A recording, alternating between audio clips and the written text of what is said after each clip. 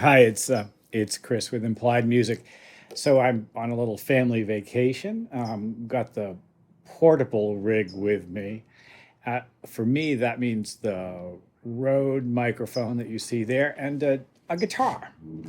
So I love playing guitar. I'm not a great guitar player, but I love it. And I wanted to talk today about imitating guitar when you're not a guitar player. And we use guitar plugins all the time, an amp simulation, a sampler that plays a guitar sound. But knowing a little bit about how a guitar works is an enormous help in making great guitar parts. Let's take a look.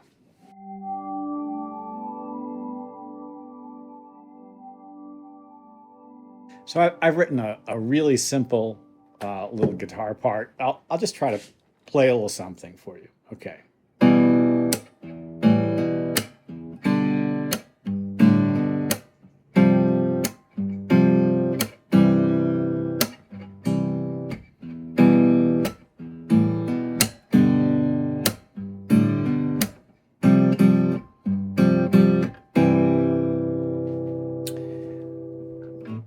E minor, G, C sus to C. That's the chord progression. And I guess the first thing that we really need to understand about a guitar is how it's generally tuned. The guitar works on a principle, like all stringed instruments, of shortening the string to change the pitch. And so the bass pitch of the string is really important to know. A low E, the next one is an A, D, G, B, and then a high E. The guitar has a couple of E's and a B and a G. The guitar really likes E minor, open strings. Guitarists hardly ever, unless they're just flailing away and strumming chords, play all six strings. Many electric guitarists will only play, three strings at once, sometimes the three middle strings, sometimes only two. Well, I was just playing the bottom four strings. My E minor chord was the low E string up to the G string. My G chord, the same. The shapes hardly change. We need to take all that into account as we compose our own imitation part. Well, that means looking at specifically what's happening. So let's actually take a look at the notes individually.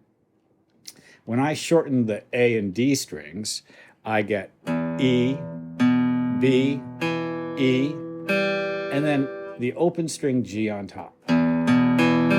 It's an E minor chord, and then did you hear a little hammer on that I played? That was an A up to a B. Now exactly the same hammer on will work for the G chord. I take the E string up to G. The high G on top stays put. The same hammer on. When I got to the C chord, everything went up to the third fret. Sorry, there it is. Except for that high G on top, and then I release the F to the E. I was using my fingers and giving a little snap to things. Actually hitting the strings.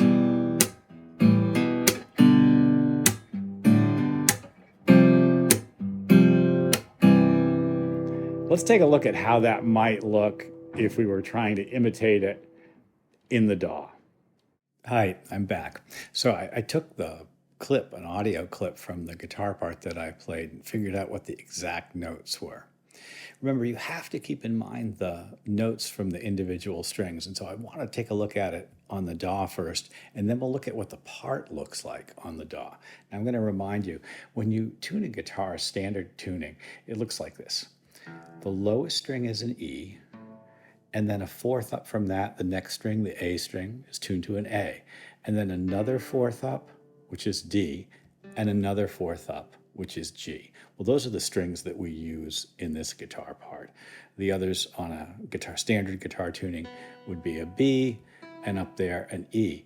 And you can see there's a duplication, a low E, a high E, as well as a D and a G makes the guitar very naturally, very happy to play in E minor or G. We're taking advantage of that for this guitar part.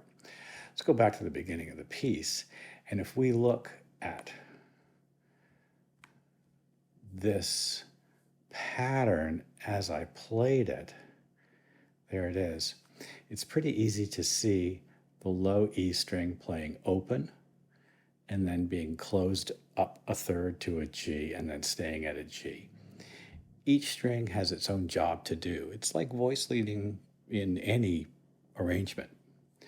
The B that you see here, A, B, is on the A string. It goes up to a C. The E is on the D string. It does go back down to a D and then back up. And then all of these G's up here, they're all just part of a open G string that just kind of rings accidentally. I don't always play the G, but it is sort of part of things. Well, listen to what it sounds like in context. I grabbed a snippet of what I played on guitar and, I don't know, like dropped it into Logic and made a little beat. Let's listen. You can hear the original part now. It's on the right-hand side if you're listening in headphones. Compare that to the keyboard version of the same notes. It doubles nicely and really supports it and works well. And of course, I couldn't resist a little melody, a little bass, whatever.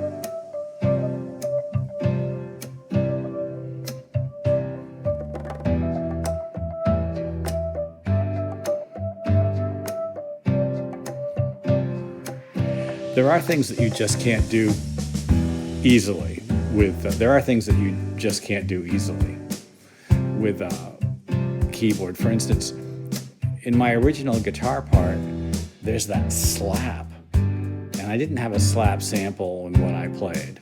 So it just isn't there. I mean, obviously the snare is on 2 and 4 in exactly the same place.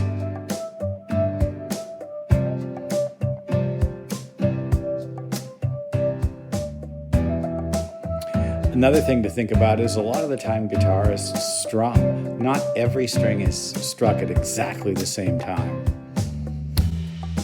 I played this guitar part with my fingers plucking like this, almost like a piano player plays a chord. So you can hear them individually. You really can hear the strings all at the same time. So that definitely helps.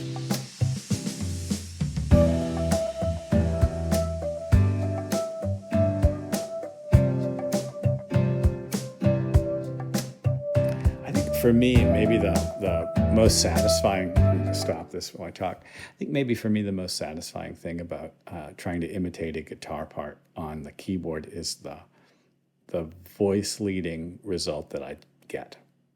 Our ears are accustomed to the way a guitar sounds, and the voice leading as we go from chord to chord is a big part of that.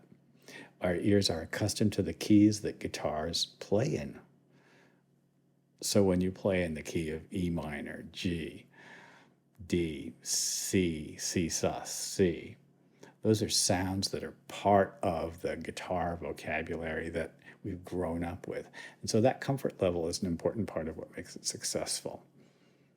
Knowing the notes of each string on the guitar, knowing what's comfortable and easy to reach for in the guitar, makes a huge difference when you're imitating guitar parts. Now, we're not even going to talk about guitar amp simulations and those kinds of plugins. There's a huge conversation to have later.